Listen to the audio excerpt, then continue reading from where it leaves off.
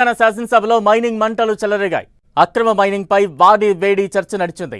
మంత్రి పొంగులేటికి చెందిన రాఘవ కన్స్ట్రక్షన్ ఎలాంటి అనుమతులు లేకుండా క్రషర్ నడుపుతోందని ప్రభుత్వం పట్టించుకోవడం లేదంటూ హరీశ్రావు ఆరోపించారు.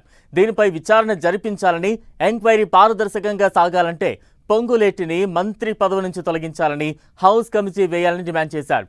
దీనికి మంత్రులు కౌంటర్ ఇచ్చారు. వ్యక్తిగత కక్షతోనే హరీశ్రావు విమర్శలు చేస్తున్నారంటూ మండిపడ్డారు. డిప్యూటీ సీఎం భట్టి విక్రమార్కతో పాటు మంత్రులు శ్రీధర్ బాబు, వివేక్, సీతక్క, వాకిటి శ్రీహరితో పాటు విప్ ఆది శ్రీనివాస్ కూడా హరీశ్రావుపై మండిపడ్డారు. ఈ క్రమంలో ప్రభుత్వ సూచనలతో ఈ చర్చలో మంత్రి పొంగులేటి శ్రీనివాసరెడ్డి పేరును రికార్డుల నుంచి స్పీకర్ తొలగించారు. దీంతో బీఆర్ఎస్ నేతలు స్పీకర్ వెల్లోకి వెళ్లి నిరసన తెలిపారు. ఈ సమయంలో సీఎం రేవంత్ రెడ్డి జోక్యం చేసుకున్నారు. బీఆర్ఎస్ కు స్ట్రాంగ్ గానే కౌంటర్ ఇచ్చారు.